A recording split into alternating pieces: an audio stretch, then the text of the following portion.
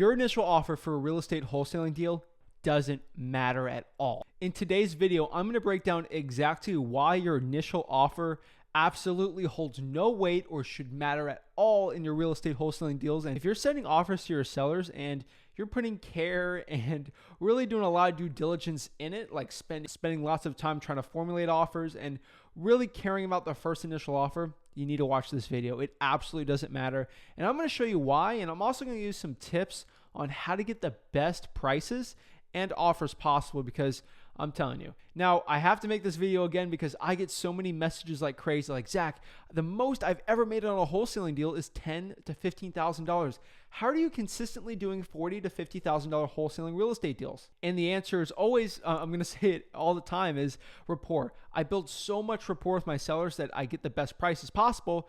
But another part of the secret sauce, the ingredient for my $50,000 deals, is because I know exactly the right offer. And sometimes the best offer is not what you think. So let's get into it. Let me share with you why your initial offer doesn't matter and actually how to get the best prices for your real estate wholesaling deals. Whoa. Before we get into it, I'm probably going to get you an extra $10,000 spreads on hopefully one deal this year. So if you can do me a favor, please smash that like button and subscribe.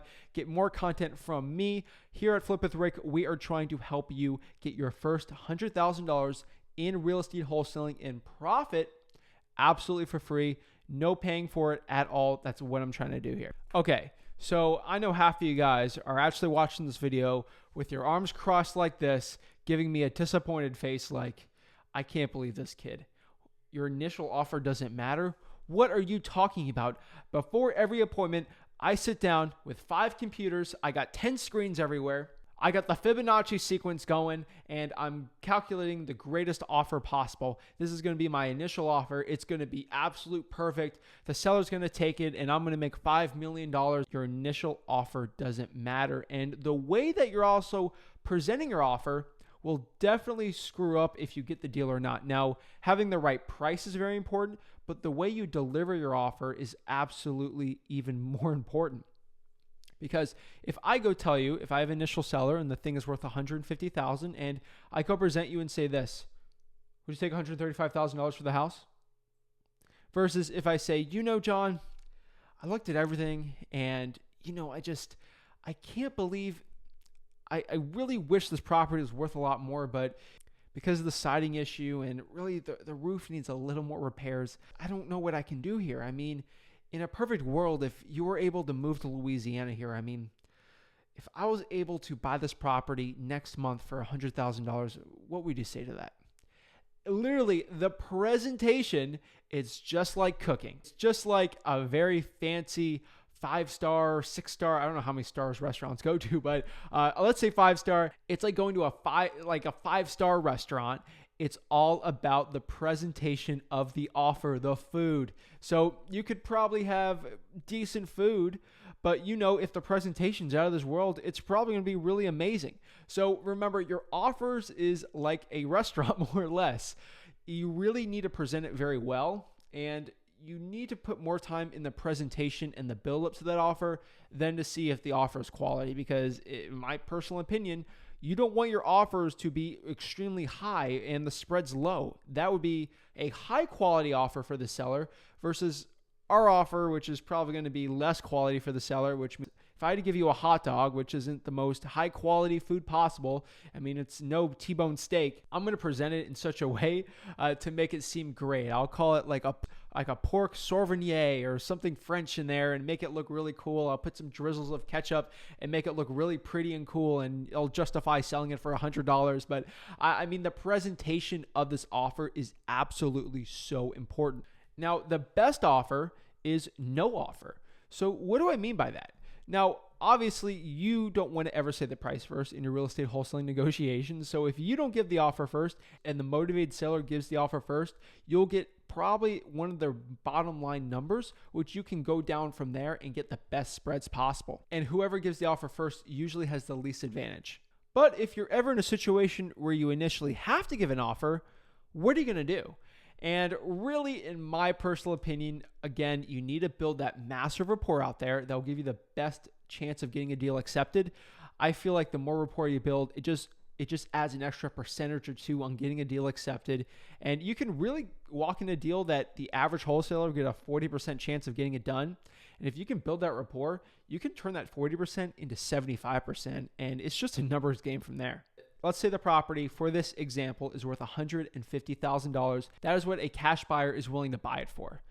Obviously, we want to get this thing locked up for the least amount possible and make the biggest spreads possible. So I really want to be in that $100,000 range so I can make $50,000, right? Not every deal is $50,000, but the really good spread ones could be that.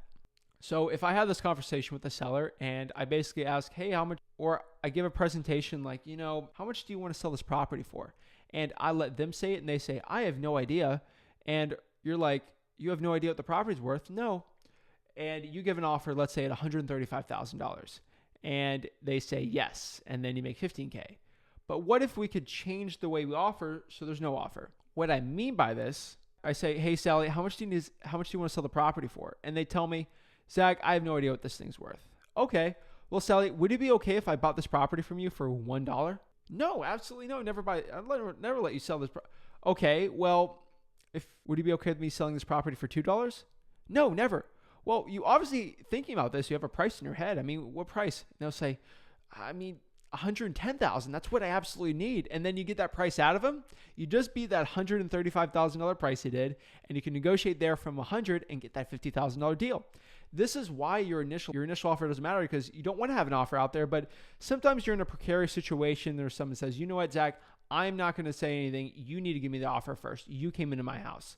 And not for $1. No. You need to give me a real offer. It's like, okay. Now, if I have to give this initial offer, I'm between a rock and a hard place here. I have to remember one thing. I need to go for no. What does this mean? If I have to give an initial offer out there, I want my offer to be low enough where I know it's below their threshold they're looking to sell it for, or even able to accept it, so I still get the best spread possible. You never want to leave much meat on the bone with these deals, but you don't want to be low enough where they kick you out of the house. That's never good. So if I offer someone $20,000 for their $150,000 property, I'm probably going to get kicked out of the house. But if I offer them 90, 85, 90, I'm pretty good at that. So remember that with your offers. I mean, the initial one doesn't matter. If you have to do one, make sure it's pretty low, but always justify that and always justify it and explain to them why you're at that price. Deliver it very well. Now, some more people are going to calculate the MAO and think that's the most important thing ever. Really, this is an interesting quote from Rick, but it's 100% truthful. If you got to do a lot of calculations and you have to spend more than 10 minutes figuring out what your initial offer is going to be or your max offer, that property is not a good deal. If you're trying to justify the numbers why you're going to spend more money on this property or give more of an offer, you're going to screw yourself out of the deal. You want to be at the point where you're okay with taking a marginal deal if it's a marginal deal, or a good deal if it's a good deal. Now, if I had a $5,000 deal and the contracts there were ready to sign and I'm going to make $5K on it, you bet your butt that I'm signing that deal, I'm getting that thing done, and I'm making some money on that. I am making that $5,000. No, I am not. I don't have this huge ego. It's like, I'm too good for a $5,000 wholesaling deal. It's $5,000. Are you absolutely kidding me? For $5,000, I mean, that's still a lot of money. So if you look at the MAO and the calculations, it's like the most I can offer there, I need to make a $15,000 at minimum for my assignments. You're going to lose out on so many $5,000 deals. We do so many $5,000 to $10,000 deals that honestly, they're not my favorite to do, but those $5,000 deals really puts us into the six figures on those tiny deals. I mean, I'm making six figures alone on tiny $5,000 to $10,000 deals that a guy with a big ego would never do it because they're just too good for it. Well, are you too good for hundreds of thousands of dollars of extra profit? No. So if it's at a discount at all, I recommend you just get the thing locked up. But overall, I'm going to say this again. I'm going to repeat this. The rapport is one of the most important things about the offer, and it has nothing to do with the price. It has nothing to do with the delivery. It's all about that rapport. I mean, remember, with the rapport, you want to talk to them. You want to connect with this person. Think, if you're stuck with the rapport, FORD, Ford, family, occupation, recreation, and dreams. Talk about their family. Talk about their occupations, what do they do for a living. Talk about their family. How's their brother? How's their sister? How's their kids? Occupation, what do they do for a living? Recreation, do they like fishing? Do they like the sports? D, dreams. What are they trying to get in the future? What are they trying to do? That will help you so much with your motivated sellers, building that rapport so you get the best deals possible. I cannot stress this enough. Your rapport is one of the most important parts. It's one of the building blocks to the perfect offer. And again, your initial offer will not matter.